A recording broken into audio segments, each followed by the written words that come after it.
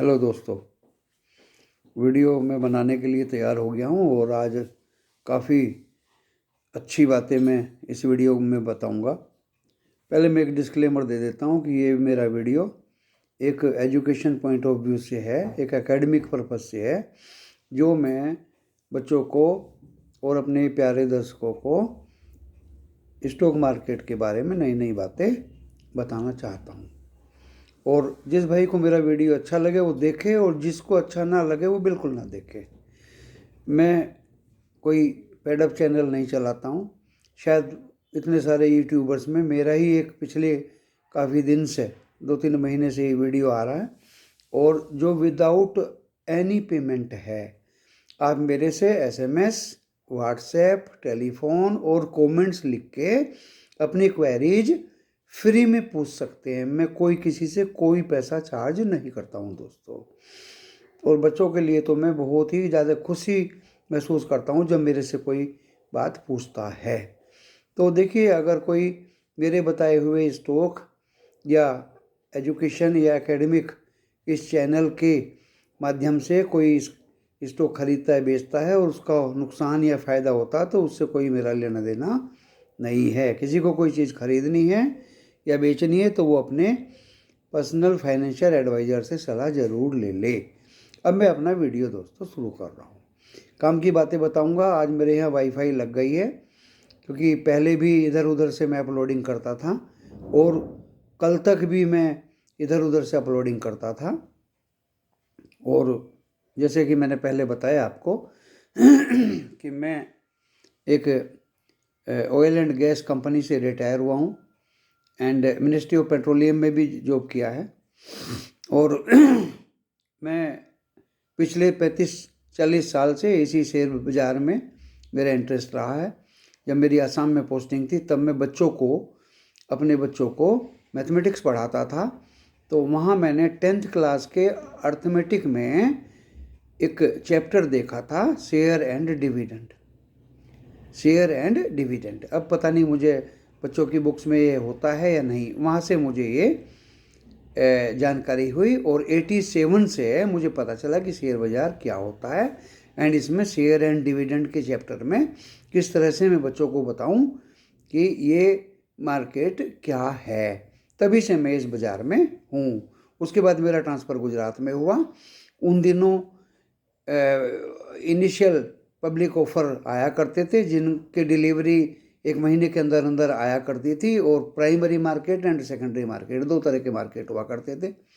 और primary market में ही मैं एप्लीकेशन भरा करता था। घर में 6-7 मेंबर थे और लगभग 6-7 एप्लीकेशन में 3-4 तो लग ही जाया करती थी। दोस्तों, नन्हे दोस्तों, मेरे प्यारे दोस्तों, मेरी एक ही विशेषता रही है कि मैंने लगे हुए स्टॉक को घर में नहीं रखा। जैसे ही मेरे हाथ में वो एक सर्टिफिकेट आता था मैं तुरंत उसको बेच दिया करता था। वह एक स्पोर्ट बाज़ार भी चलता था अहमदाबाद के अंदर आश्रम रोड पे, तो मैं वहाँ भी अंडरग्राउंड उस बाज़ार में स्पोर्ट में जाके भी एप्लीकेशन उस सर्टिफिकेट्स को तुरंत भेज दिया करता था। उस ज़माने में मास्टर प्लस और मास्टर गेन वगैरह भी आए थे। तो जो प्राइमरी में मेरे पास लग के से स्टॉक आते थे, मैं सर्टिफिकेट का बिल्कुल लालच नहीं किया करता था। जैसे कोटक महिंद्रा बैंक मुझे मिला, लेकिन बहुत ऊंचे रेट पे दोस्तों मैंने बेचा और वहाँ से मुझे इस बाज़ार का चस्का पड़ गया। उसके बाद में मैंने एक मकान भी खरीद लिया, क्योंकि कोटक महिंद्रा बैंक उन दिनों दोस्तों 45 रुपये का एक शेयर मिला था, डिवेंचर मिला था, वो कन्वर्ट हुआ था शेयर में। तो मुझे 4,500 रुपये के 100 शेयर मिले थे और वो 1700 रुपये तक गया था। अब ये मत पूछिए कि मैंने कितने में बेचा। तो मैंने गुजरात में मकान भी खरीदा। गुजरात में ब्रांड न्यू मारुति कार भी मैंने 88-89 में खरीदी, जो शायद दूर दूर तक किसी के पास नहीं थी, वो मेरे पास ही हुआ करती थी। तो दोस्तों, वहाँ से मुझे इस बाज़ार में चस्का लगा और काफ़ी कुछ मैंने इस बाज़ार से कमाया। और अभी मैं आपको इस वीडियो के माध्यम से ये, क्योंकि बहुत से दर्शक पूछ रहे थे कि आप कब से बाज़ार में हो, कैसे आप बाज़ार में एंटर किए, वहाँ से मैंने अपना ज्ञान बढ़ाया, नॉलेज बढ़ाई और मैं बच के अपने आप को सेफली बचा के स्टॉक मार्केट में खेला और काफ़ी अच्छे अच्छे स्टॉक्स मुझे लगे, लेकिन मैंने प्राइमरी मार्केट में पाए हुए सर्टिफिकेट्स तुरंत ही, लगे हुए सर्टिफिकेट तुरंत ही बेच दिया करता था। जैसे कोई स्टॉक 10 रुपये का मुझे लग के आता था और वो 100-150 रुपये यानी 10 गुना हो गया, तो मैं क्यों रखूँ? उस 10 गुने के पैसे को मैं फिर एप्लीकेशन प्राइमरी मार्केट में भरता था और वो फिर कई गुना हो जाता था दोस्तों। और एक तो बिंदाल एग्रो करके शेयर था, 8 रुपये में मैंने लिया और देखिए 150-60 रुपये के भाव से मैंने कम से कम 10,000 शेयर बेचे। उसके 8 रुपये में लेके 15-20-25 दिन के बाद ही 150-60 होना, वो एक फिर बाद में मुझे पता चला कि ये हर्षद मेहता का करिश्मा है। जब तक मुझे नहीं पता था कि क्या हो रहा है बाज़ार में। तो दोस्तों उसके बाद में केतन पारिक का वो हुआ, 2003 में मैं दिल्ली आ गया, उसके बाद में मैं दूसरी जगह चला गया। लेकिन स्टॉक मार्केट में आप कहीं भी रहेंगे तो कहीं भी आप अपना काम टेलीफोन के ज़रिए कर सकते हैं। तो देखिए एक तो इसमें आपको ज्ञान बढ़ा, ये मैं रोज़ नए दर्शकों को, बच्चों को बोलता हूँ, ये जो मैंने सीखा 35-40 साल में। तो दोस्तों जो आज आईपीओ की ढेर लग रही है, आईपीओ आ रहे हैं, इनिशियल पब्लिक ऑफर आ रहे हैं, तो मैं सबको बोलता हूँ जैसे ही आपको इनिशियल गेन मिले, लिस्टिंग गेन मिले, उसको आप तुरंत सर्टिफिकेट को बेच दीजिए, अपने शेयर्स को बेच दीजिए और लिस्टिंग गेन को पॉकेट में रख लीजिए। दोस्तों मैं एक दो आईपीओ का तो नाम बता भी सकता हूँ, जैसे नायका या जीआर इंफ्रा, मुझे कुछ लगे थे। नायका में देखिए 2200, 2300, 2400, 2700 रुपये तक गया, सुना है आज वो 1500 रुपये के आसपास आ गया है। महिलाओं के कुछ सौंदर्य का कुछ सामग्री बनाता है। तो दोस्तों मैं बताता हूँ कि इस तरह के स्टॉक्स को आप लिस्टिंग गेन पे अपनी पॉकेट में उसका लिस्टिंग गेन रखिए और भूल जाइए। क्योंकि अभी भी मुझे लगता है किसी भाई ने पूछा था कि सर इसका रिजल्ट कैसा रहा, अरे भाई 52 पॉइंट समथिंग प्रॉफिट कम आया है। इसी तरह से पेटीएम आया, इसी तरह से कार ट्रेड आया जिसने सत्यानाश कर दिया मेरे प्यारे दर्शकों का, इन्वेस्टर्स का। इसी तरह से एक विंडलास करके आया था, उसने भी सत्यानाश कर दिया। बाकी क्लीन साइंस हुआ या ग्लेन फार्मा हुआ, तो इस तरह के स्क्रिप्ट्स में मैंने तो अभी बल्कि अडानी विल्मर को भी बेच के लिस्टिंग गेन पॉकेट में दोस्तों रख लिया।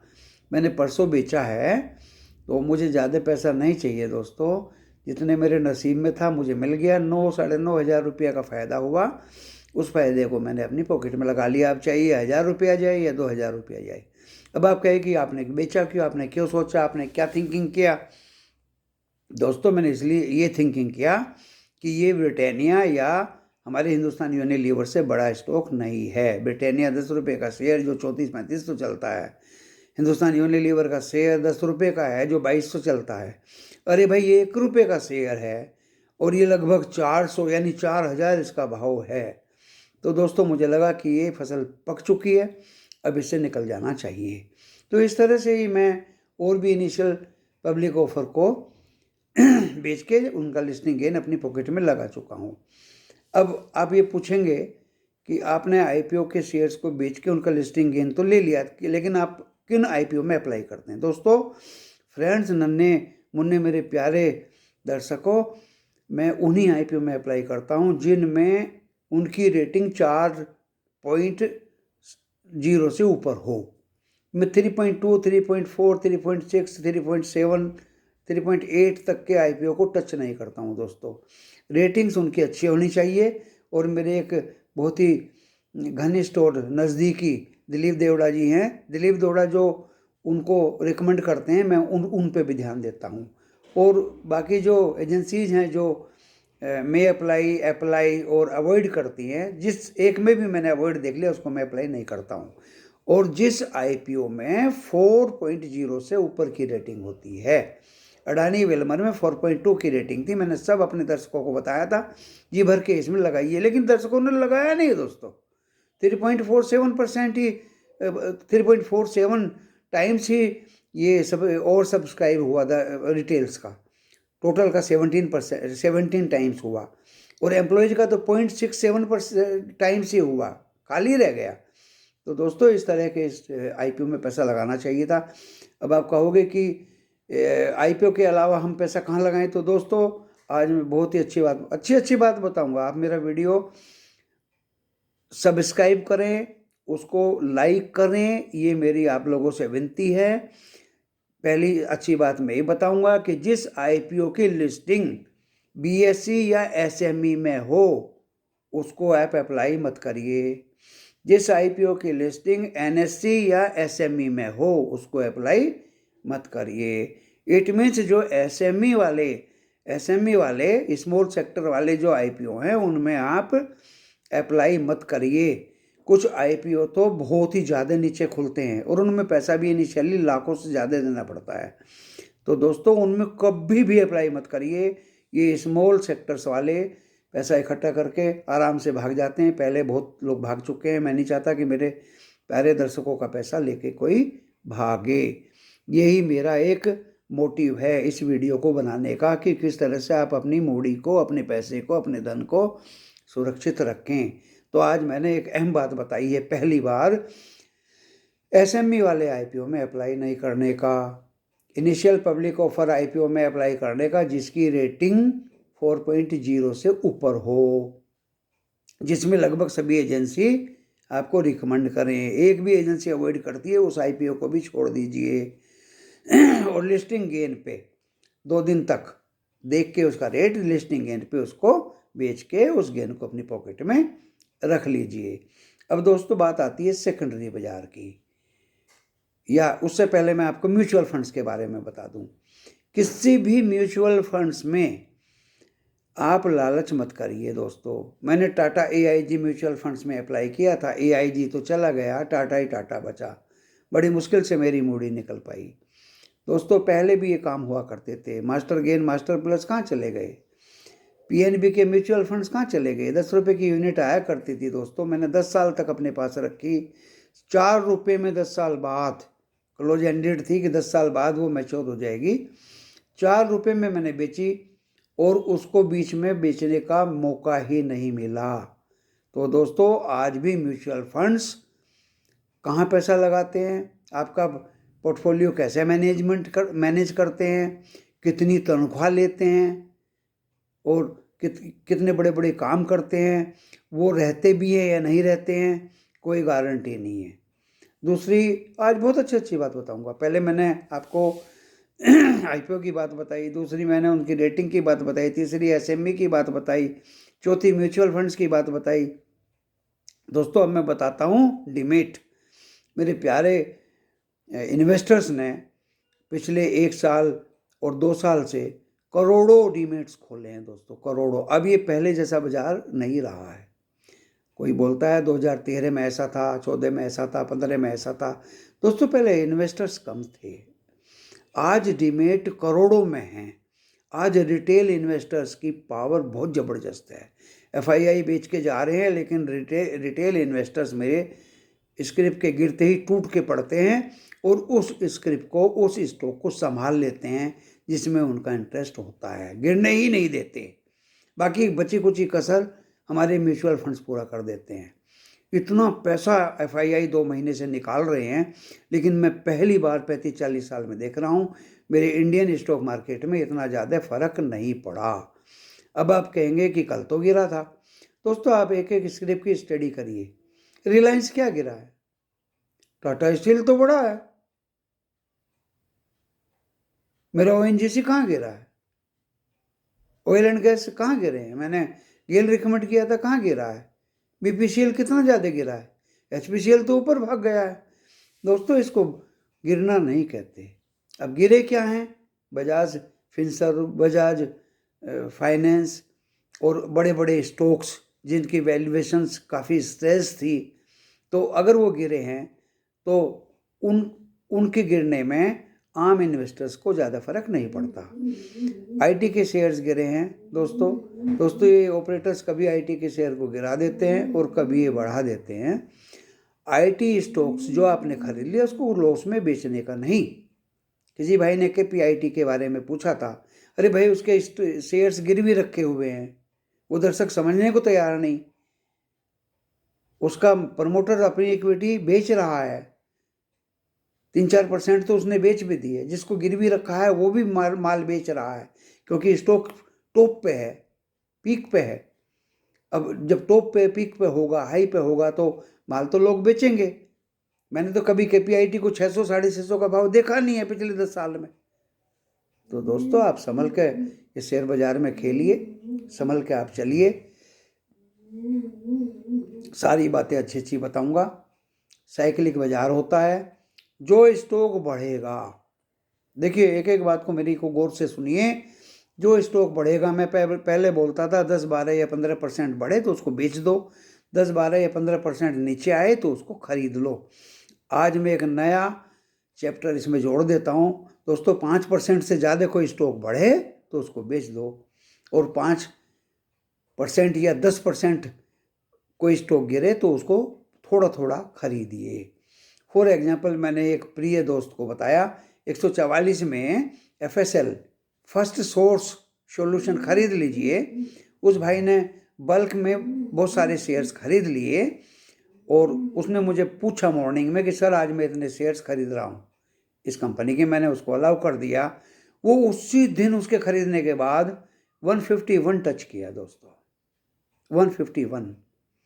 और वो अगले दिन मेरे से पूछा, मैं सर क्या करूं, 151 आई थिंक 5% या ऐसा उससे ज़्यादा ही होता है। मैंने कि बेच दीजिए। तो उस भाई को कितना फ़ायदा हुआ आप कैलकुलेट खुद ही कर सकते हैं। अभी भी FSL को मैं आज इसी चैनल पे इसी समय रिकमेंड करता हूँ। मंडे को 143 या 142 आपको दिखाई दे तो उसको खरीद लीजिए। बहुत अच्छे ग्रुप की कंपनी है, कॉल सेंटर्स चलाती है, IT सॉल्यूशन प्रोवाइड करती है, बहुत अच्छे प्रॉफिट में, डिविडेंड का तो कहना ही कुछ नहीं है। और इस स्टॉक के मैं फेवर में हूँ। लेकिन किसी भी स्टॉक में आपको 5% का फ़ायदा हो दोस्तों तो उसको बेच दीजिए, और अगर वो 10% या 15% गिरता है तो उसको खरीद लीजिए। अब आप मेरे से मैं सवाल भी खुद ही करता हूँ कि आप 5% पे बेचने को बोल रहे हैं, 10-15% गिर जाए तो खरीदने को बोल रहे हैं। दोस्तों ये बुल रन नहीं है।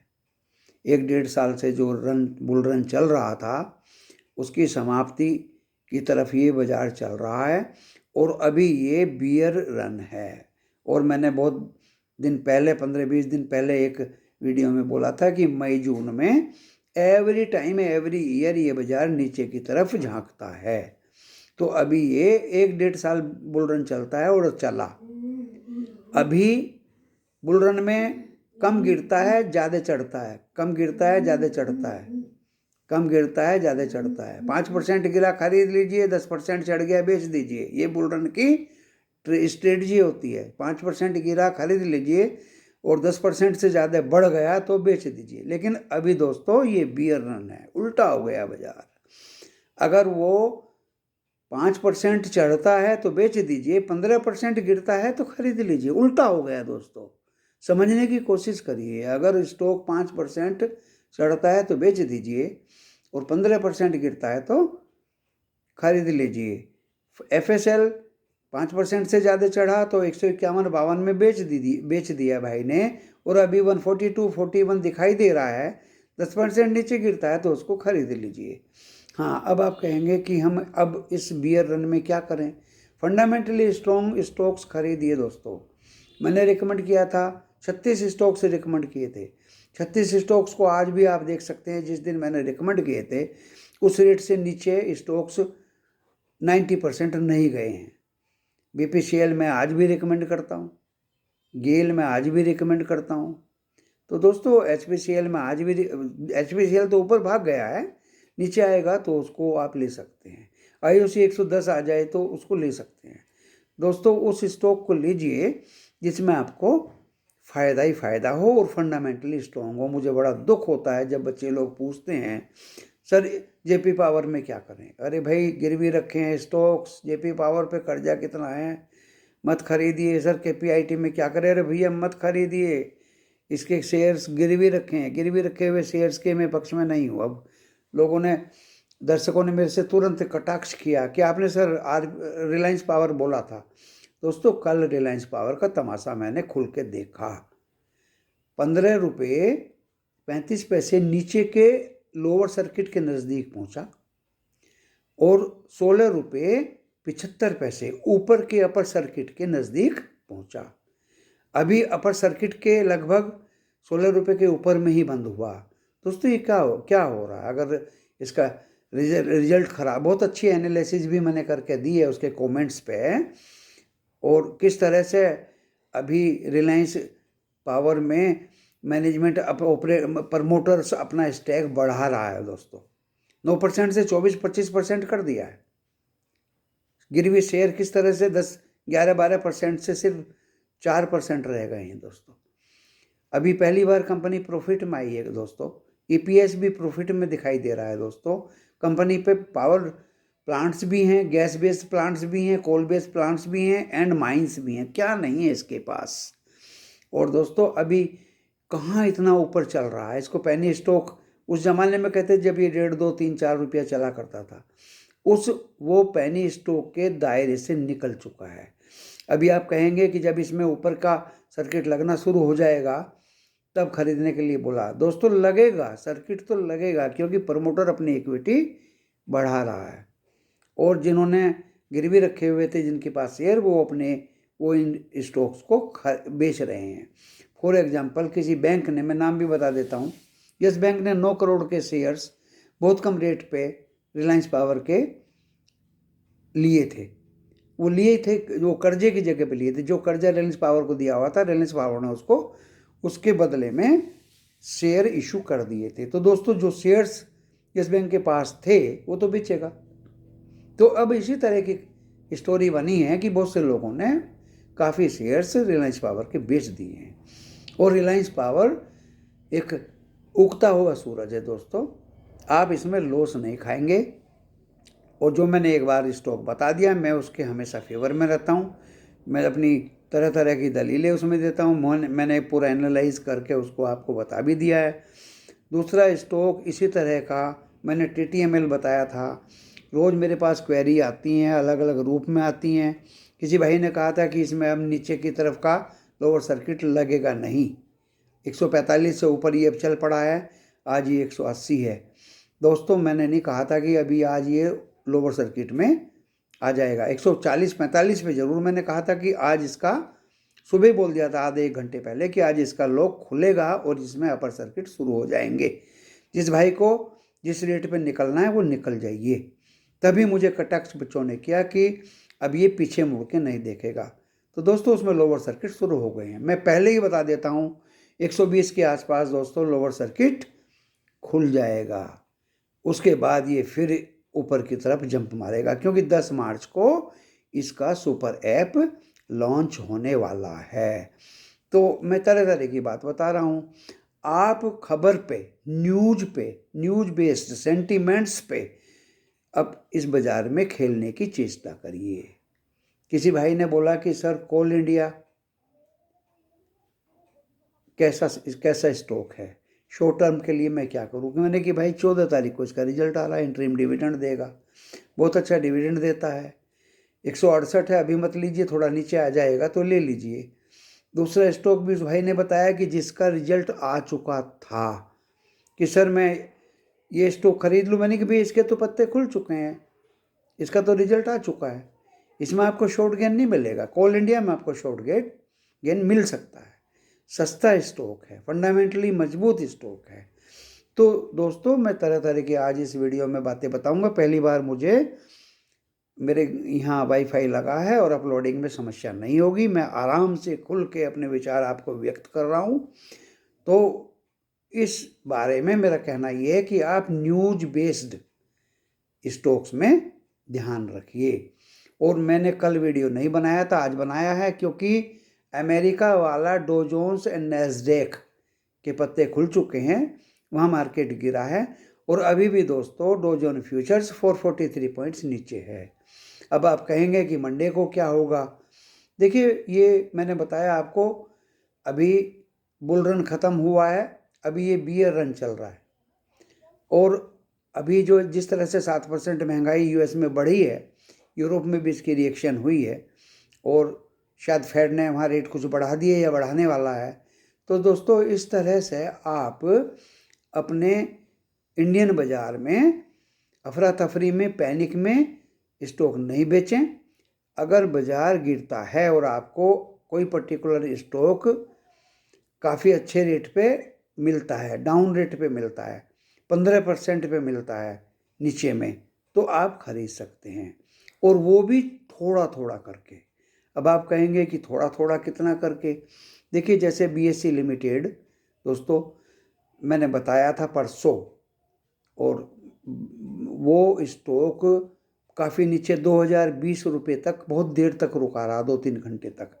फिर वो 2300 तक पहुंचा, क्योंकि उसने 1:1 बोनस डिक्लेयर किया हुआ है। अगर दोस्तों वो नीचे आए, 2000 के नीचे टच करे, दुनिया का बाज़ार गिर जाए, हिंदुस्तान का कितना भी बड़ा बाज़ार गिर जाए, BSE लिमिटेड के शेयर्स को छोड़ना नहीं। CDSL ये भी मैंने बताया था दोस्तों, स्टॉक टच से मस नहीं हुआ। मैं बहुत देर से इसकी तलाश में था कि कम से कम थोड़ा बहुत गिरे तो मैं पकड़ूं। दोस्तों नहीं गिरा। अगर ये 1400 के नीचे जाता है तो आप इसको पकड़ने की कोशिश करिए, क्योंकि इन लोगों की बंधी हुई आमदनी है, इनको लॉस होने वाला दूर तक भी नहीं है। अब आप कहेंगे कि कौन सा स्टॉक ना खरीदें? आप स्टॉक जिस पे कर्जा हो, जिसकी P/B बहुत ज़्यादा हो, जिसका EPS बहुत कम हो, जिसका प्रमोटर इक्विटी बहुत कम हो, जिसमें दोस्तों मैं तरह तरह के आज अपने तजुर्बे से आपको पॉइंट बता रहा हूँ। आप शेयर होल्डिंग पैटर्न देखिए। अगर आपको पब्लिक के गले में पड़ा हुआ माल ज़्यादा दिखाई दे, फॉर एग्जांपल पब्लिक के कॉलम देखिए, पिछली बार 20% था, 2020 में 21 में वो 30% हो गया, और अब वो 45% हो गया। तो दोस्तों मैं उस शेयर को क्यों खरीदूंगा? क्योंकि ऑपरेटर्स ने पब्लिक के गले में माल उस स्टॉक का डाल दिया है। वो स्टॉक जल्दी से बढ़ने वाला नहीं है। KPIT में यही हो रहा है। KPIT में आप देख लीजिए, पब्लिक के इक्विटी का जो होल्डिंग्स है वो बढ़ता जा रहा है। ऑपरेटर्स और प्रमोटर्स और प्लेज वाला सब पब्लिक के गले में माल को टॉप पे ले जाके स्टॉक को पहना रहे हैं। तो दोस्तों आप अपने आप को संभालिए, अपनी मूडी को संभालिए, और लॉस नहीं करना है। बाजार तो अभी बियर ग्रिप में ही रहेगा। तो दोस्तों इस बियर ग्रिप में मैंने बता दिया है, स्टॉक अगर 15% गिरा हुआ मिले आपकी सेलिंग के दौरान से, आपने कोई स्टॉक अगर 100 रुपये में बेचा है, अगर उसका भाव 85 मिलता है, 4 दिन पहले आपने 100 रुपये में बेचा है, अगर उसका भाव 85 मिलता है तो आप खरीदिए। और अगर उसका भाव ऊपर मिलता है, जो आपके पास में स्टॉक है, जैसे FSL मैंने बताया, अगर वो 5% बढ़ा हुआ मिलता है तो उसको बेचिए। कोई भी स्टॉक मैं तलाश में था कि BPCL मैंने बताया था आप लोगों को, और वो थोड़ा भागे। टीवी चैनल वालों ने भी चिल्ला चिल्ला के बोल रहे थे कि आज की टिप BPCL, आज की टिप BPCL, जैकपॉट BPCL। 372 तक गया भी, लेकिन उसके बाद वो 370 पे ही अटका रहा। उसको मेरा बेचने का मौका नहीं मिला, लेकिन मुझे पूरी उम्मीद है दोस्तों 390 तो क्रॉस करेगा। जैसे ही करेगा मैं बेच दूंगा। थोड़ा माल मेरे पास उसका है, फंसने का नहीं है स्टॉक मार्केट में, और बिल्कुल आपको चौकन्ना रहना है। भविष्यवाणी मेरी मंडे की यही है कि आप अपने आप को संभालिए, अपनी मूडी को बचा के रखिए, और बाज़ार नीचे जाने की संभावना ज़्यादा है। वैसे जितने भी कॉलर पुट के और ऑप्शन के जो जितने भी प्रीमियम हैं, बाज़ार नीचे भी जाता है, बाज़ार ऊपर भी जाएगा, सबको ये चट करेगा। और जितने भी एक ही प्लस पॉइंट मुझे लगा, पहली बार बहुत दिनों बाद FII ने 108 करोड़ का माल खरीदा, लेकिन दोस्तों इंडेक्स फ्यूचर में 1072 करोड़ का माल बेचा भी है। इतना अच्छा डाटा तो नहीं है। और हमारे घरेलू डोमेस्टिक इंस्टीट्यूशनल इन्वेस्टर्स ने 600-700 करोड़ का माल बेचा है। तो टोटली DI भी बेचा है। FII का भी इतना अच्छा डाटा नहीं है, उन्होंने इंडेक्स फ्यूचर में माल बेचा है। और उससे पहले उन्होंने 1500-1700 करोड़ का माल बेचा था, इंडेक्स फ्यूचर में ख़रीदा था। तो अभी FII घूम फिर के इंडिया में आ सकते हैं, लेकिन अभी हमें यही देखना है कि बियर ग्रिप में बाजार है और कब तक रहेगा। दोस्तों 10 मार्च तक यूपी के इलेक्शन अगर निगेटिव आते हैं, अगर बीजेपी वहाँ हारती है और 5 स्टेट्स में बीजेपी का परफॉर्मेंस अच्छा नहीं है, तो भी उसका असर इस बाज़ार पे पड़ेगा। तो आप अपने स्टॉक्स को 5-7% जैसी बढ़े उसको बेच दीजिए और प्रॉफिट बुक करिए। और जिस स्टॉक में आपको लॉस है या लॉस हो रहा है, तो हैवी लॉस में कभी मत बेचिए। आज सुबह सुबह मुझे 2-3 क्वेरीज आई हैं कि सर मैंने तो 5,000 के लॉस में बेच दिया, 7,000 के लॉस में बेच दिया। तो मेरा मानना ये है कि दोस्तों स्टॉक मार्केट आपके बस की नहीं है। स्टॉक मार्केट में वो लोग होते हैं जिनको कैपेसिटी होती है स्टॉक को होल्ड करने की। अगर लॉस हो जाता है तो आप स्टॉक को होल्ड करके रखिए। अब आप ये कहेंगे सर कितना होल्ड करके रखें? दोस्तों मैंने 2 साल से 140 रुपये का ONGC होल्ड करके रखा। मैंने उसका भाव 70 रुपये भी देखा, 72 रुपये भी बहुत दिन तक देखा। 75 रुपये में ख़रीदा, 82 में बेच दिया, फिर 75 में ख़रीदा, फिर 82 में बेच दिया। 140 का एवरेज तो कम आ गया। लेकिन आज दोस्तों मेरी होल्डिंग 1000 शेयर्स की 170 रुपया उसका भाव है और 200 क्रॉस करेगा। तो अगर आप होल्ड करते हैं, पकड़ के रखते हैं अच्छे स्टॉक को, तो आपको डेफिनेटली प्रॉफिट होगा ही होगा। डिविडेंड वाले स्टॉक को भी आप पकड़ के रखिए। अगर बाजार ये गिरता है तो कुछ ITC जैसे स्टॉक पे नज़र रखिए। ITC हुआ, नेस्ले हुआ, तो दोस्तों अच्छे अच्छे स्टॉक्स को आप नज़र रखिए, क्योंकि बाजार का गिरना भी एक मौका माना जाता है। पैनी स्टॉक्स में नहीं खेलने का है, छोटे मोटे स्टॉक में नहीं खेलने का है। मैं फ्री ऑफ कॉस्ट आपको एडवाइस देने के लिए बैठा हूँ। जिस स्टॉक को आपको ख़रीदना है आप फ्रीली मेरे से पूछ सकते हैं।